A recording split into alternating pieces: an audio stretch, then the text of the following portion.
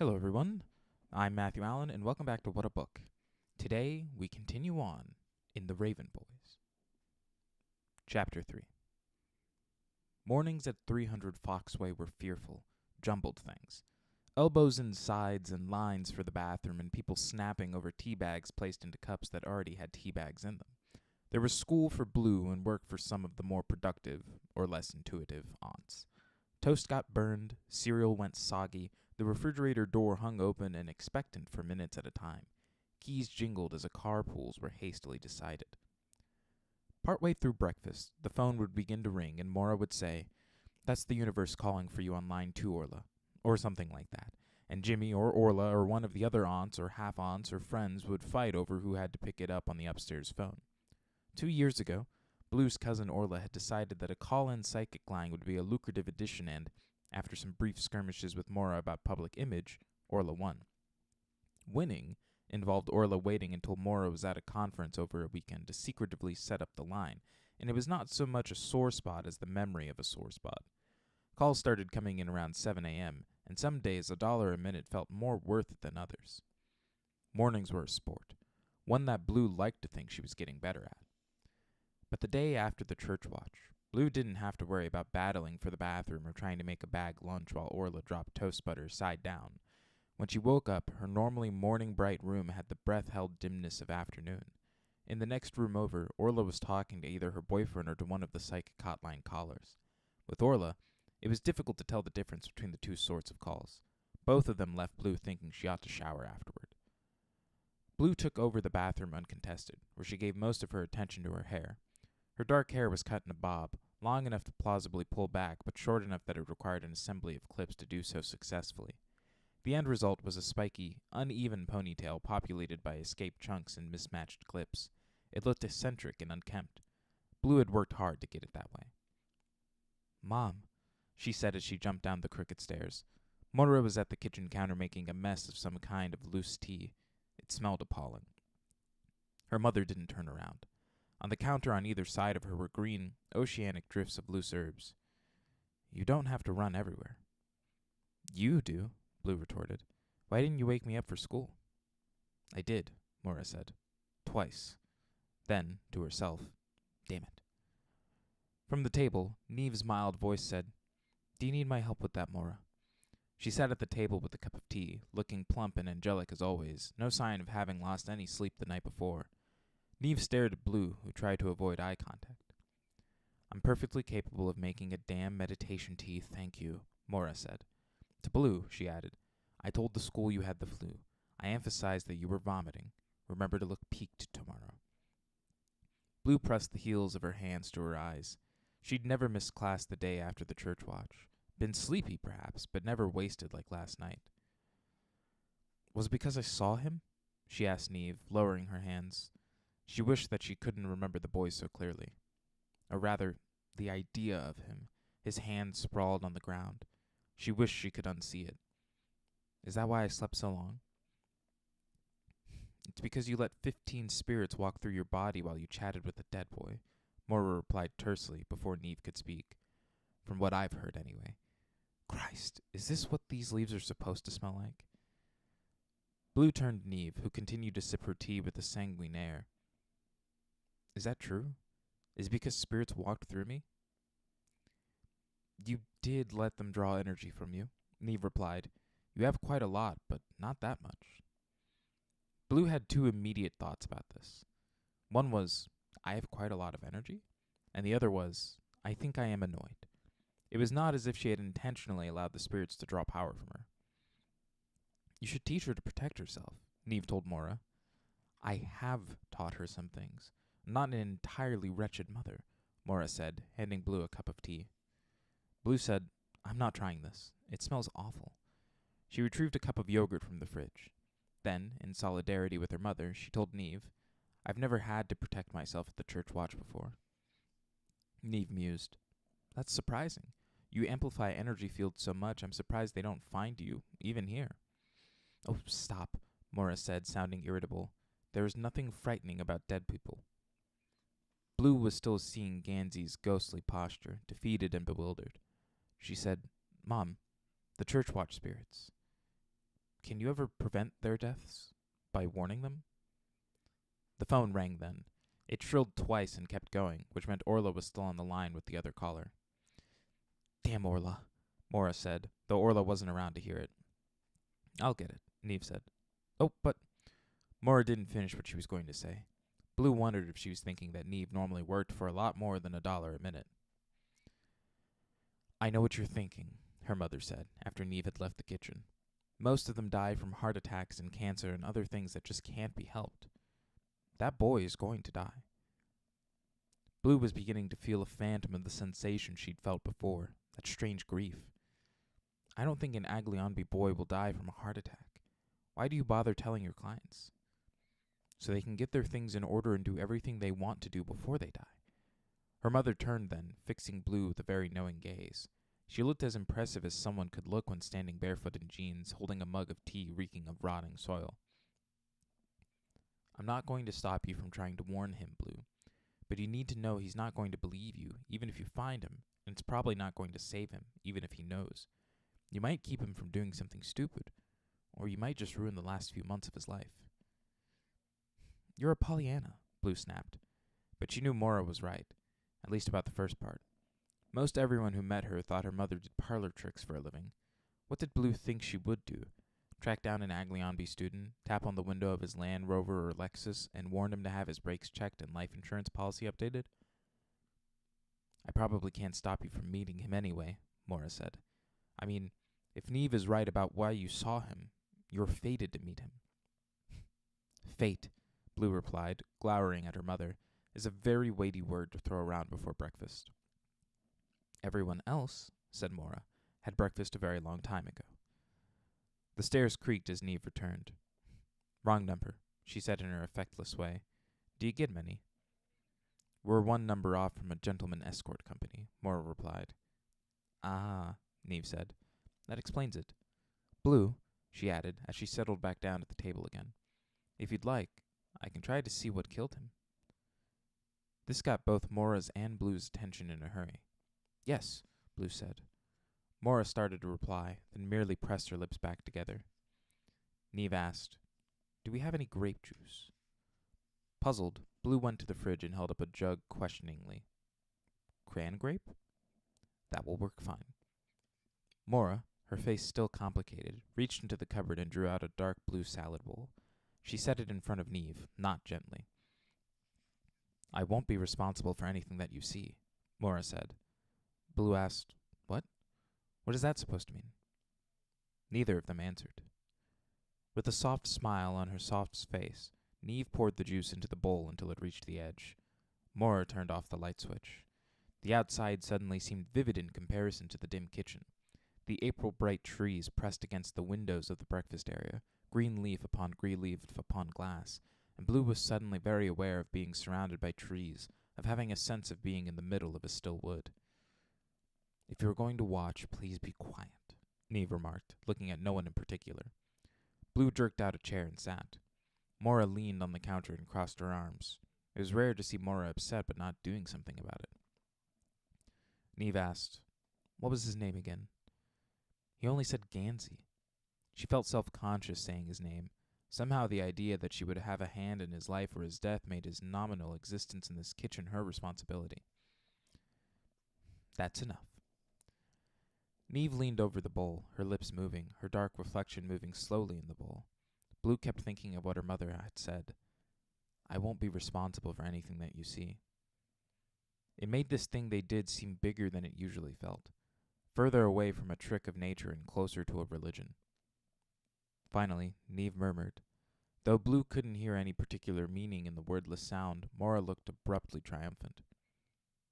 Well, Neve said, this is a thing. She said it like, this is a thing, and Blue already knew how that turned out. What did you see? Blue asked. How did he die? Neve didn't take her eyes off Mora. She was asking a question, somehow, at the same time that she answered. I saw him, and then he disappeared, into absolutely nothing. Mora flipped her hands. Blue knew the gesture well. Her mother had used it to end many an argument after she delivered a winning line. only this time the winning line had been delivered by a bowl of cran grape juice, and Blue had no idea what it meant. Neve said, "One moment he was there, and the next he didn't exist." "It happens," Mora said, "here in Henrietta. There is some place, or places, that I can't see. Other times I see, and here she didn't look at Blue in such a way that Blue noticed that her mother was trying hard not to look at her, things I wouldn't expect." Now Blue was recalling the countless times her mother had insisted that they stay in Henrietta, even as it became more expensive to live here, even when opportunities to go to other towns opened up.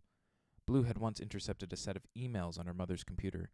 One of Mora's male clients had ardently begged Mora to bring Blue, and whatever else you cannot live without, to his row house in Baltimore. In the reply, Mora had sternly informed him that this was not a possibility, for many reasons, chief of which that she would not leave Henrietta, and least of which that she didn't know if he was an axe murderer. He had emailed back only a sad-faced smiley. Blue always wondered what became of him. "I would like to know what you saw," Blue said. "What is nothing?" Neve said, "I was following the boy we saw last night to his death. I felt it was close, chronologically, but then he disappeared into some place I couldn't see. I don't know how to explain it. I thought it was me." "It's not," Mora said. When she saw that Blue was still curious, she explained. "It's like when there's no picture on the television, but you can tell it's still on. That's what it looks like. I've never seen someone go into it before, though." "Well, he went into it." Neve pushed the bowl away from her. "You said that's not all. What else will that show me?" Mora said, "Channels that don't show up on basic cable." Neve tapped her beautiful fingers on the table just once, and then she said, "You didn't tell me about this before." "It didn't seem relevant," Mora replied. "A place where young men can disappear seems quite relevant. Your daughter's skill also seems quite relevant."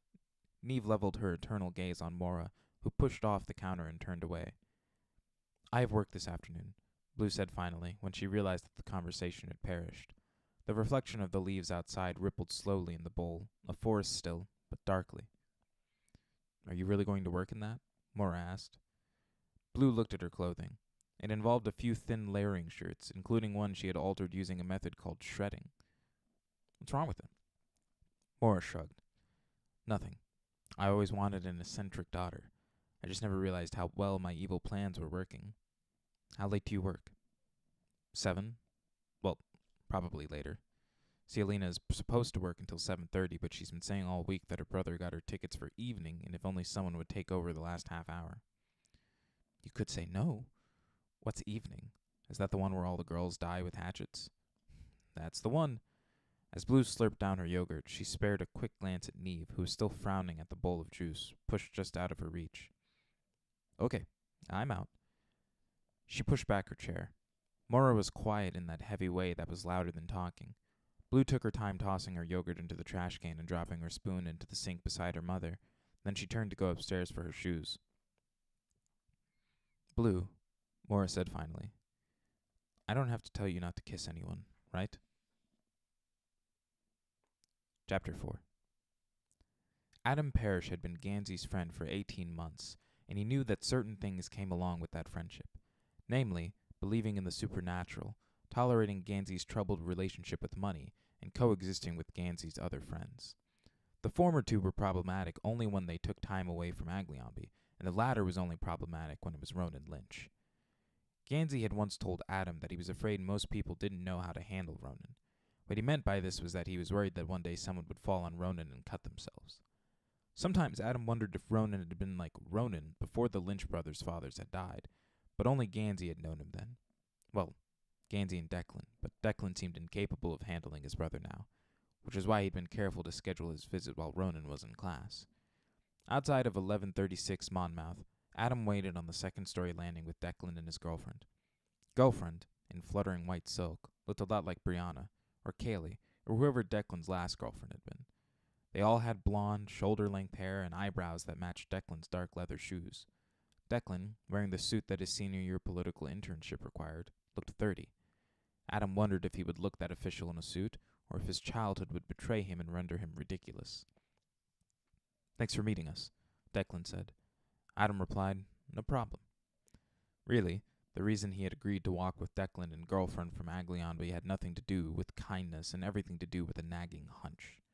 Lately, Adam had felt as if someone had been looking in on their search for the ley line. He wasn't quite sure how to put this feeling into concrete terms. It was a stare caught out of the corner of his eye, a set of scuffed footprints in the stairwell that didn't seem to belong to any of the boys, a library clerk telling him an arcane text had been checked out by someone else right after he had returned it.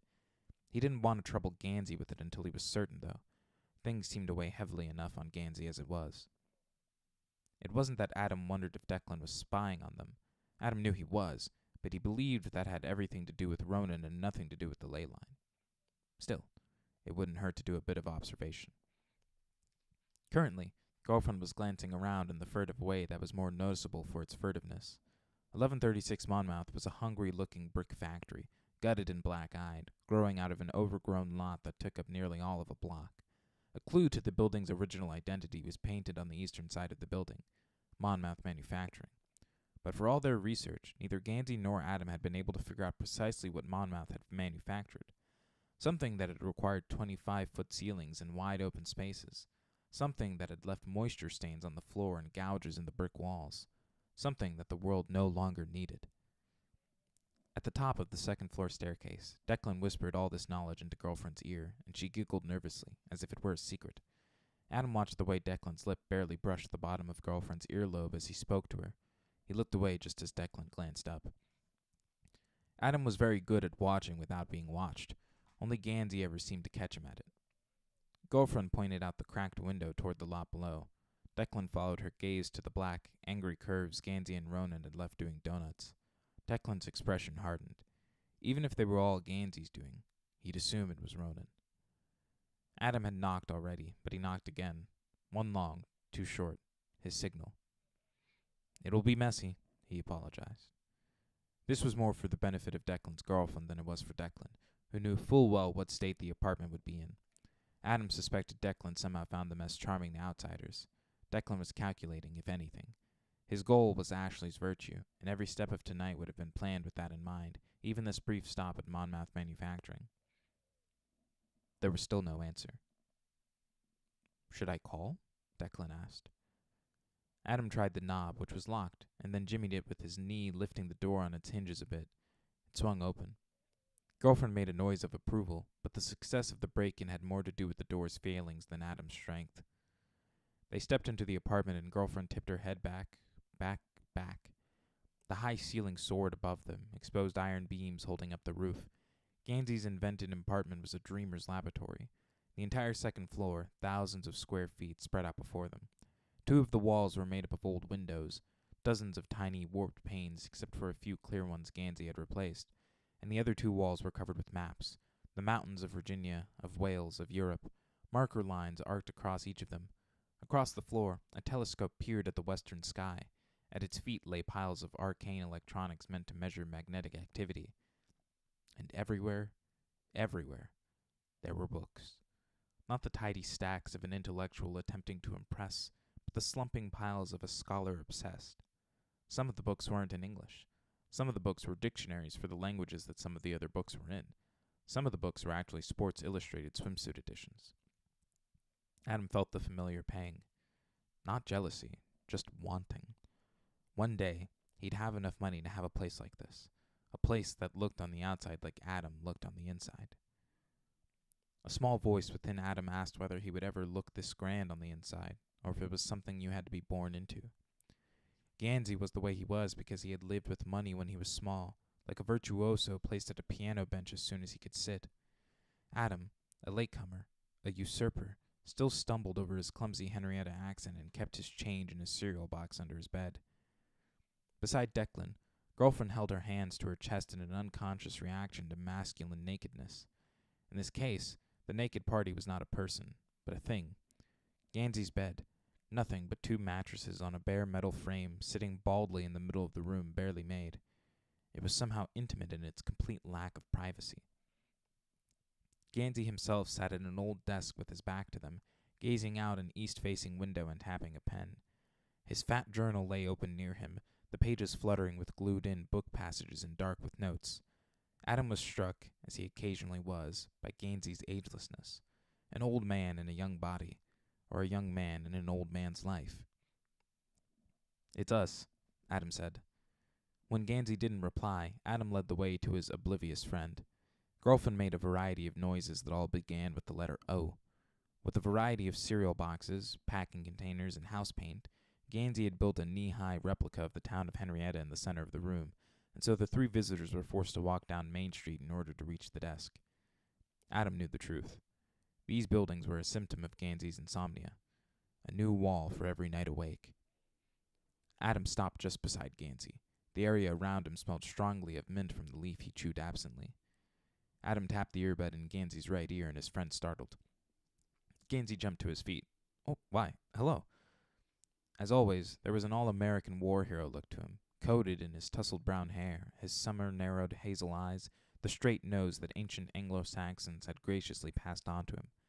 Everything about him suggested valor and power and a firm handshake. Girlfriend stared. Adam remembered finding him intimidating when he first met him. There were two Ganseys, the one who lived inside his skin, and the one Gansey put on in the morning when he slid his wallet into the back pocket of his chinos. The former was troubled and passionate, with no discernible accent to Adam's ears, and the latter bristled with latent power as he greeted people with the slippery, handsome accent of old Virginia money. It was a mystery to Adam how he could not seem to see both versions of Gansey at the same time. "I didn't hear you knock," Gansey said unnecessarily. He knocked fists with Adam. Coming from Gansey, the gesture was at once charming and self-conscious, a borrowed phrase of another language. "Ashley, this is Gansey," Declan said in his pleasant, neutral voice. It was a voice that reported tornado damage and cold fronts, narrated side effects of small blue pills, explained the safety procedures of the 747 we were flying in today. He added, "Dick Gansey." If Gansey was thinking Declan's girlfriend was expendable, a renewable resource, he didn't show it. He merely said, voice just a little chilly as he corrected, "As Declan knows, it's my father who's Dick. For me, it's just Gansey." Ashley looked more shocked than amused. "Dick?" "Family name," Gansey said, with the weary air of someone trotting out a tired joke. I try my best to ignore it. "You're Aglionby, right? This place is crazy. Why don't you live on the school grounds?" Ashley asked. "Because I own this building," Gansey said. "It's a better investment than paying for dorm housing. You can't sell your dorm after you're done with school. And where did that money go? Nowhere." Dick Gansey III hated to be told that he sounded like Dick Gansey II, but right then, he did. Both of them could trot out logic on a nice little leash, wearing a smart plaid jacket when they wanted to. "God," Ashley remarked. She glanced at Adam. Her eyes didn't linger, but still, he remembered the fray on the shoulder of his sweater. "Don't pick at it. She's not looking at it. No one else notices it." With effort, Adam squared his shoulders and tried to inhabit the uniform as easily as Gansey or Ronan. "Ash, you won't believe why Gansey came here, of all places," Declan said. "Tell her, Gansey." Gansey couldn't resist talking about Glendower. He never could. He asked, "How much do you know about Welsh kings?" Ashley pursed her lips, her fingers pinching the skin at the base of her throat. Llewellyn, Glendower, English marcher lords." The smile on Gansey's face could have lit coal mines. Adam hadn't known about Llewellyn or Glendower when he'd first met Gansey. Gansey had needed to describe how Owen Glendower to non-Welsh speakers, a medieval Welsh noble, had fought against the English for Welsh freedom and then, when capture seemed inevitable, disappeared from the island and from history altogether. But Gansey never minded retelling the story. He'd related the events like they'd just happened, thrilled again by the magical signs that had accompanied Glendower's birth, the rumors of his power of invisibility, the impossible victories against larger armies, and, finally, his mysterious escape. When Gansey spoke, Adam saw the green swell of the Welsh foothills, the wide glistening surface of the River Dee, the unforgiving northern mounds that Glendower vanished into. In Gansey's stories, Owain Glendower could never die.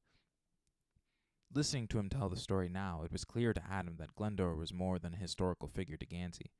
He was everything Gansey wished he could be. Wise and brave, sure of his path, touched by the supernatural, respected by all, survived by his legacy. Gansey, now fully warmed to his tale, enchanted again by the mystery of it, asked Ashley, "Have you heard of the legends of sleeping kings? The legends that heroes like Llewellyn and Glendower and Arthur aren't really dead, but are instead sleeping in tombs, waiting to be woken up. Ashley blinked vapidly, then said, "Sounds like a metaphor." Perhaps she wasn't as dumb as they thought. "Maybe so," Gansey said. He made a grandiose gesture to the maps on the wall, covered with the ley lines he believed Glendower had traveled along. Sweeping up the journal behind him, he paged through maps and notes as examples. "I think Glendower's body was brought over to the New World, specifically here, Virginia. I want to find where he's buried." To Adam's relief, Gansey left out the part about how he believed the legends that said Glendower was still alive centuries later. He left out the part about how he believed the eternally sleeping Glendower would grant a favor to whoever woke him. He left out the part about how it haunted him, this need to find this long-lost king. He left out the midnight phone calls to Adam when he couldn't sleep for obsessing about his search. He left out the microfiche in the museums, the newspaper features and the metal detectors, the frequent flyer miles and the battered foreign language phrasebooks. And he left out all the parts about magic and the ley line. "That's crazy," Ashley said. Her eyes were locked on the journal. "Why do you think he's here?" There were two possible versions of this answer. One was grounded merely in history and was infinitely suitable for general consumption. The other added divining rods and magic to equation. Someday, some rotten days, Adam believed the former, and only barely. But being Gansey's friend meant that more often he hoped for the latter. This was where Ronan, much to Adam's dissatisfaction, excelled.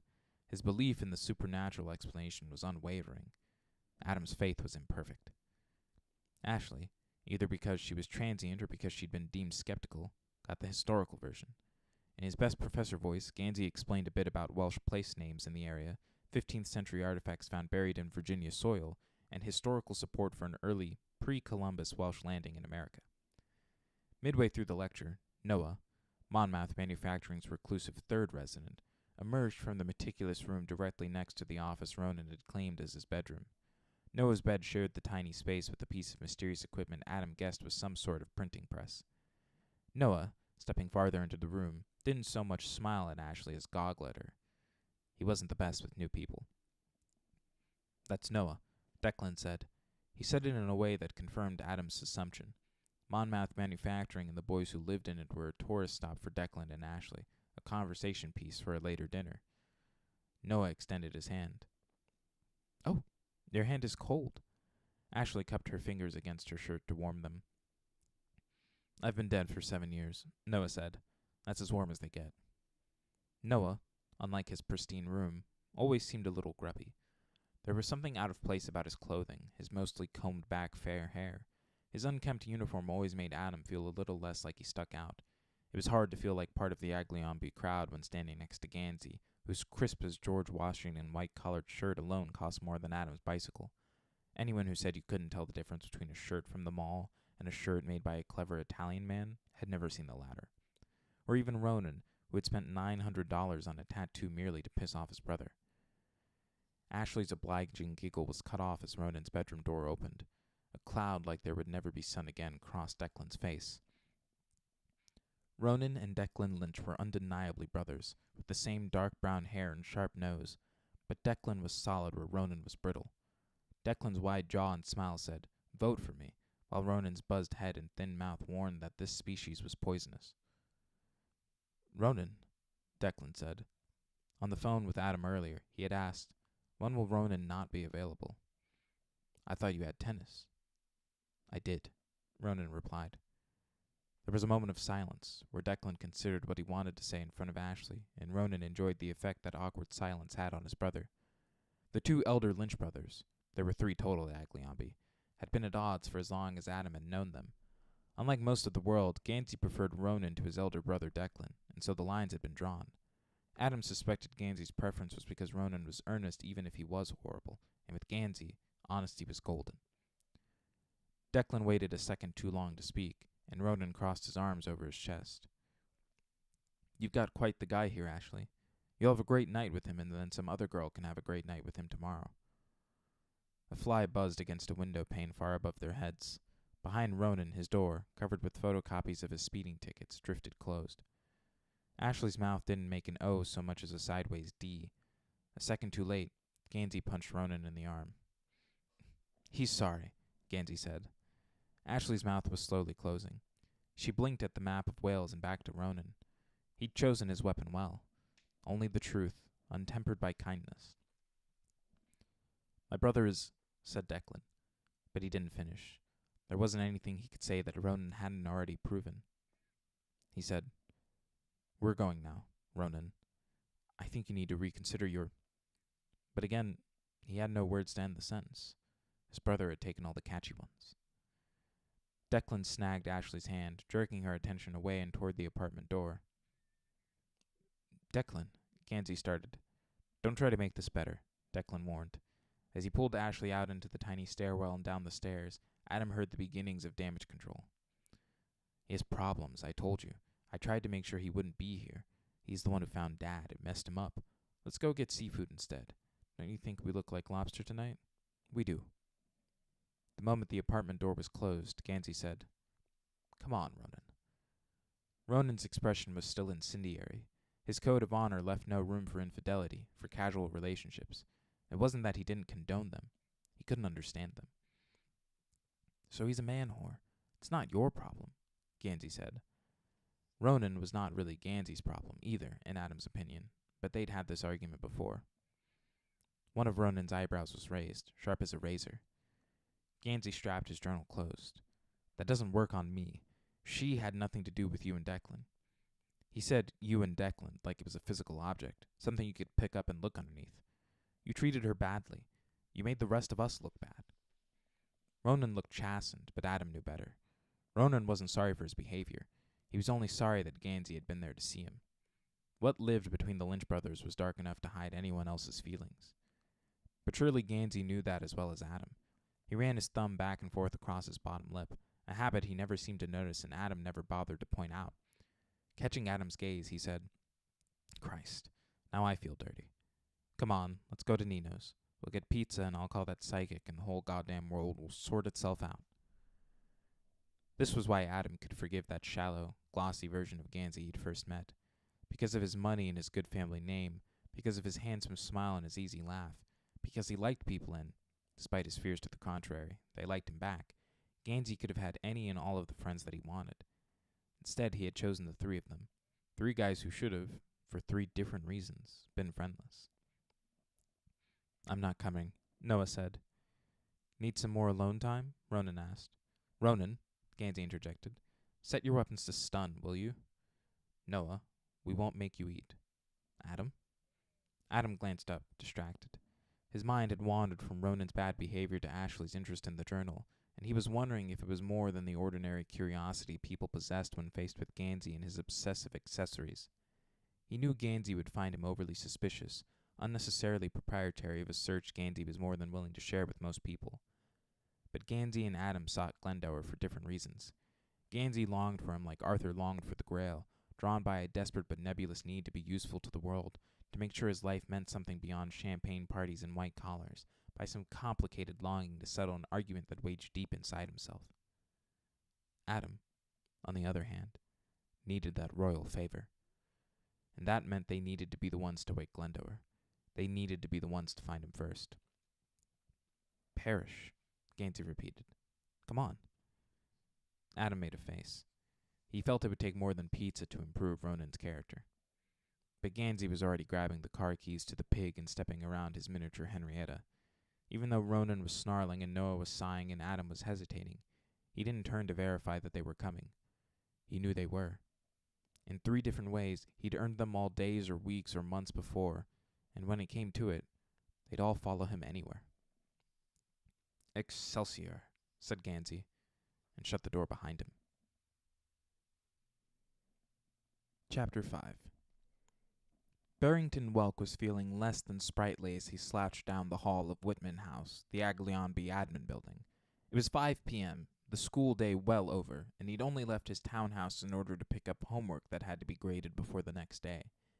Afternoon light spilled in the tall, many-paned windows to his left. On the right was a hum of voices from the staff offices. These old buildings looked like museums at this time of day. Barrington, I thought you were out today. You look terrible. You sick? Welk didn't immediately formulate an answer. For all intents and purposes, he was still out. The question asker was Jonah Milo, the well-scrubbed 11th and 12th grade English teacher. Despite an affinity for plaid and thin-legged corduroy pants, Milo wasn't unbearable, but Welk didn't care to discuss his absence from class this morning with him. St. Mark's Eve was beginning to have a sheen of tradition for him, one that involved spending most of the night getting smashed before falling asleep on his kitchenette floor just before dawn. This year, he'd had the forethought to request St. Mark's Day off. Teaching Latin to Aglionby boys was punishment enough. Teaching it with a hangover was excruciating.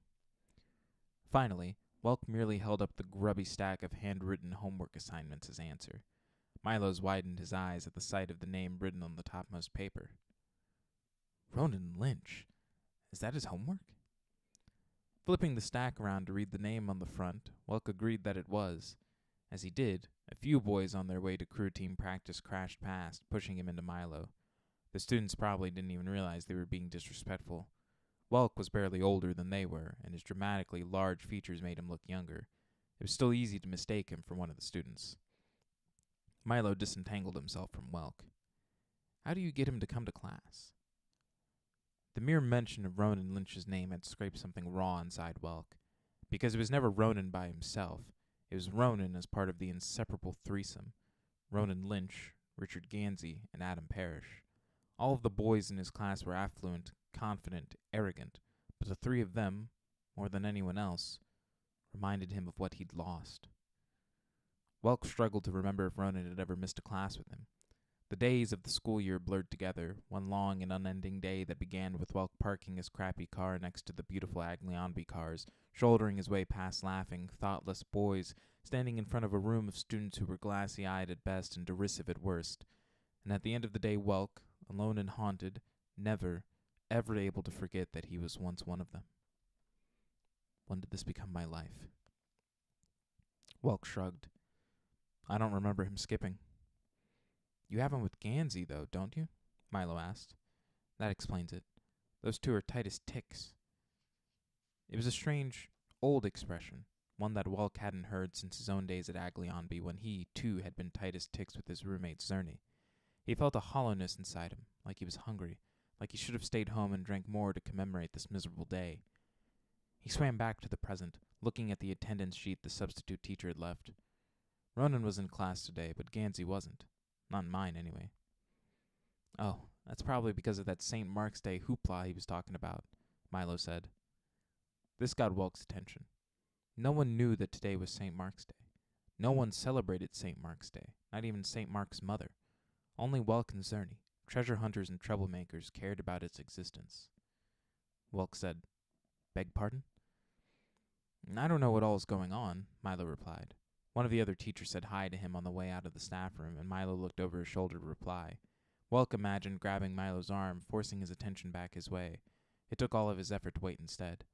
Turning back around, Milo seemed to sense Welk's interest, because he added, He hasn't talked to you about it? He wouldn't shut up about it yesterday. It's that ley line stuff he's always on about. Ley line.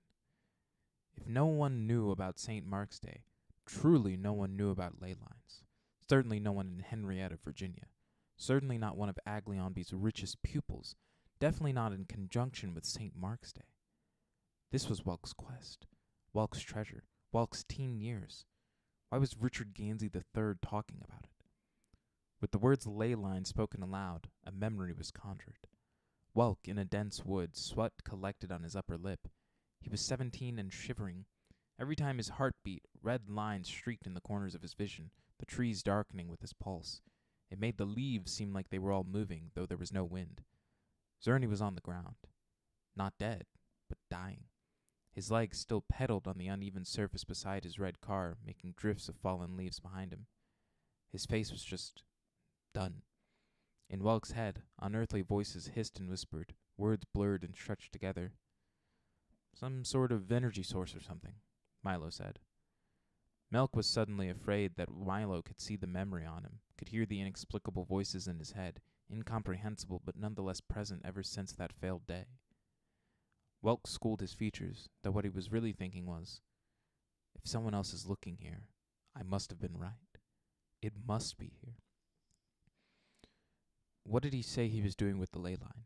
He asked with studied calm. I don't know. Ask him about it. I'm sure he'd love to talk your ear off about it.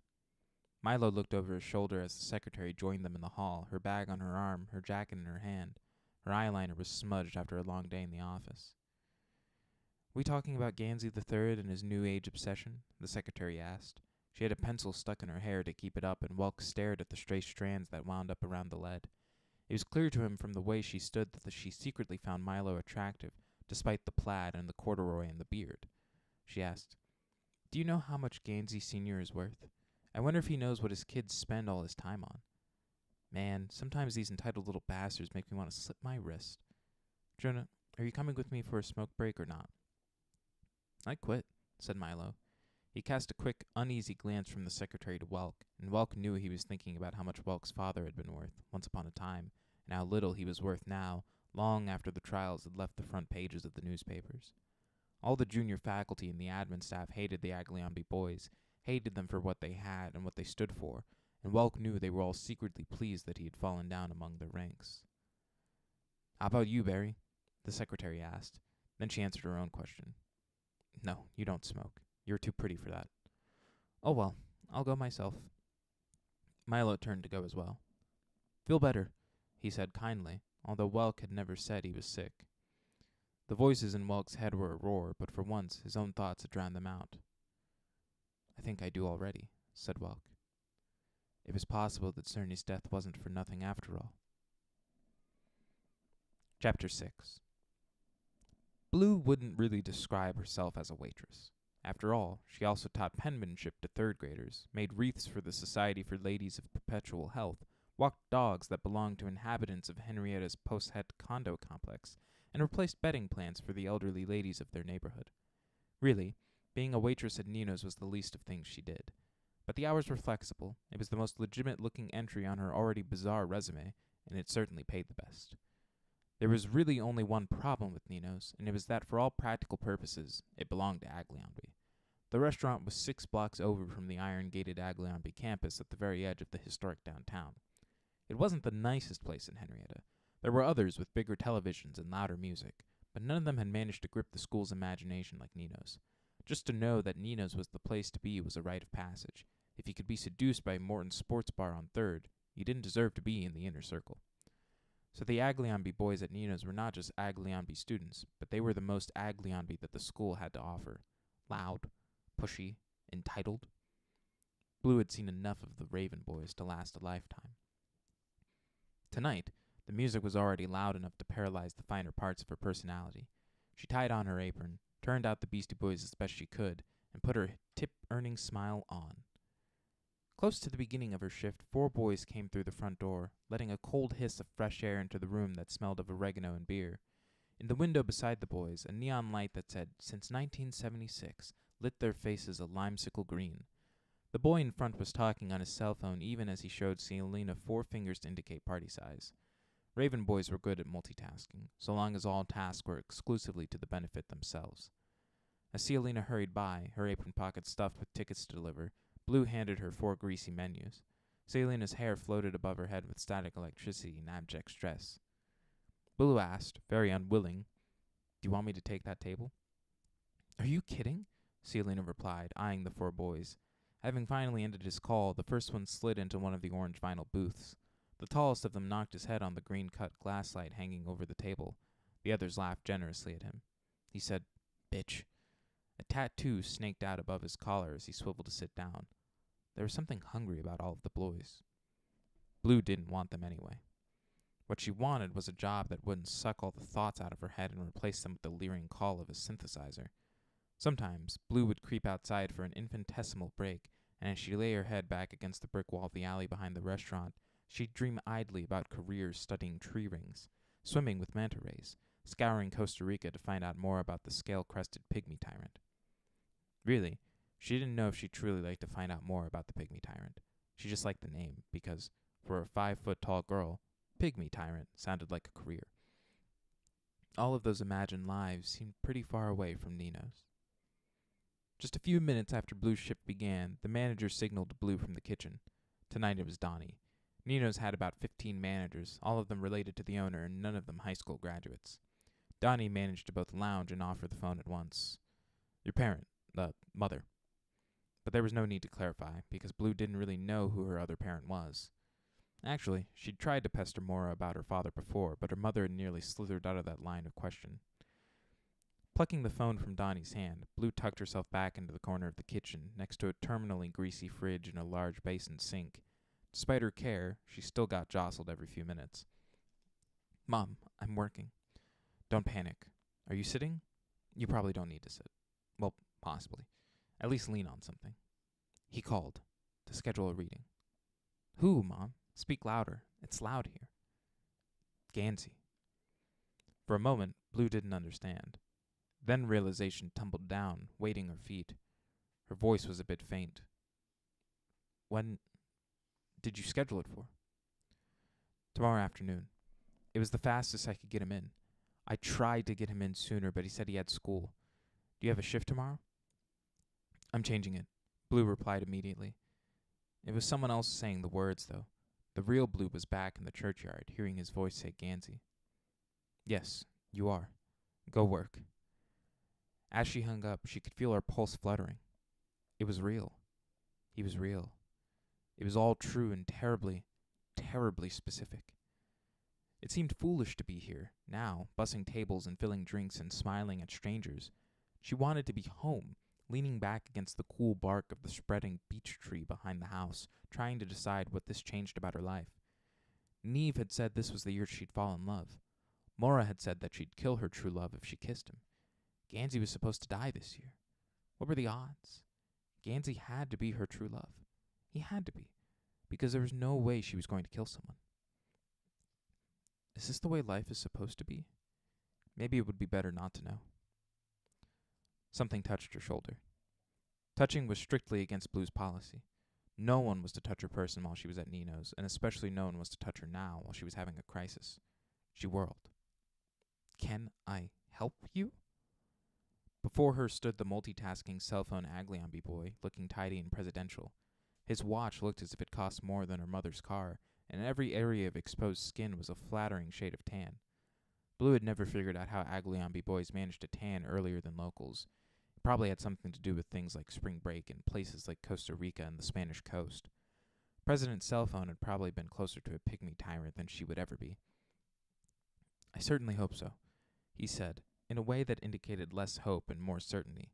He had to speak loudly to be heard, and he had to incline his head to meet her eyes. There was something annoyingly impressive about him, an impression that he was very tall, although he was no taller than most boys. "My socially inhibited friend Adam thinks you're cute, but he's unwilling to make a move. Over there. Not the smudgy one. Not the sulky one." Blue, largely against her will, glanced to the booth he pointed to. 3 boys sat at it. One was smudgy, just as he said, with a rumpled, faded look about his person, like his body had been laundered too many times. The one who'd hit the light was handsome, and his head was shaved, a soldier in a war where the enemy was everyone else. And the third was elegant. It was not the right word for him, but it was close. He was fine-boned and a little fragile-looking, with blue eyes pretty enough for a girl. Despite her better instincts, Blue felt a flutter of interest. "So?" she asked. "So would you do me a favor and come over and talk to him?" Blue used 1 millisecond of her time to imagine what that might be like, throwing herself at a booth of raven boys and wadding through awkward, vaguely sexist conversation. Despite the comeliness of the boy in the booth, it was not a pleasant millisecond. "What exactly is it you think I'm going to talk to him about?" President's cell phone looked unconcerned. "We'll think of something. We're interesting people." Blue doubted it. But the elegant boy was rather elegant, and he looked genuinely horrified that his friend was talking to her, which was slightly endearing. For one brief moment that she was later ashamed of and bemused by, Blue considered telling President's cell phone when her shift ended. But then Donnie called her name from the kitchen, and she remembered rules number 1 and 2. She said, "Do you see how I'm wearing this apron? It means I'm working. For a living." The unconcerned expression didn't flag. He said, "I'll take care of it." She echoed, "Take care of it?" "Yeah. How much do you make in an hour? I'll take care of it, and I'll talk to your manager." For a moment, Blue was actually lost for words. She had never believed people who claimed to be speechless, but she was. She opened her mouth, and at first, all that came out was air, then something like the beginning of a laugh. Then, finally, she managed to sputter, "I am not a prostitute?